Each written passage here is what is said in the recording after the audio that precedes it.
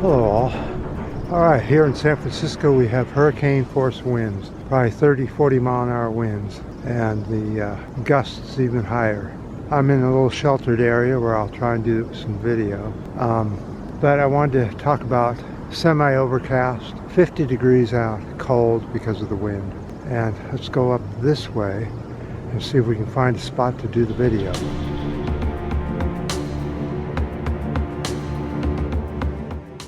Okay, well, it's very windy now. It must be 60 mile an hour winds and gusts. It's hard to stand up sometimes, but we'll still try and do the video anyway.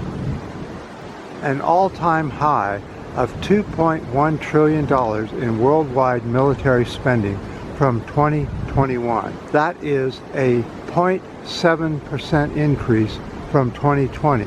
That is the 7th straight year of increased expenditures. Let's look at worldwide military expenditures from 1988 to 2021. As you can see, it just continues to grow exponentially.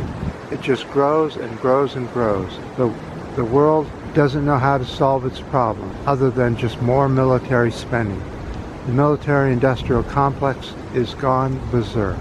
Let's look at U.S. compared to the world in military spending.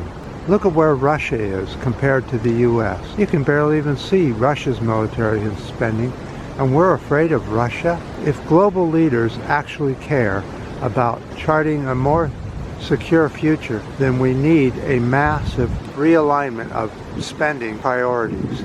In other words, let's spend a huge amount of money on the poor and on the environment, changing our ways from fossil fuel driven to electrical driven. Is this what we do when we disagree, kill each other, using violence to solve our problems? Is this the way that the future is going to look? All about killing and murder and destruction of buildings and cities that we're seeing around the world? Look at Ukraine. Look at what they're doing to the cities, what Russia's doing.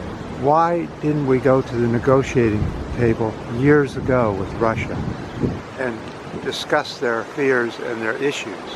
And we could have avoided all of this. But the military spending corporatocracy wants us to spend on military, not on peace.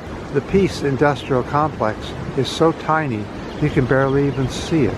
It's not even measurable. But I wanted to get an update on the military spending and how bad it's getting, and how people are just ignoring it when we need to be out there protesting it and stopping it, no matter what it takes. We need to stop the military spending and go with a peace program for around the world and show that war is still obsolete and has no place in the world. It will not fit in this planet, and we're headed for a really violent end if we don't stop right away.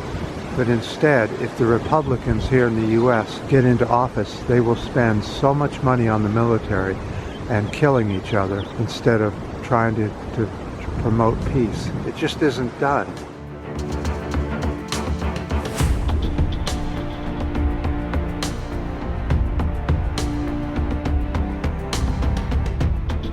So on another subject, the Twitter issue with Musk buying Twitter for $44 billion. That is absolutely insane. That's $44 billion so Trump can get back on Twitter. $44 billion. That money could have gone to stopping all hunger on the planet, or taking care of homelessness here in the U.S., or giving us a ton of mass transit for everyone. But no, he spends it on Trump just so he can have a place to spew misinformation and lies. Is that what the world's coming to?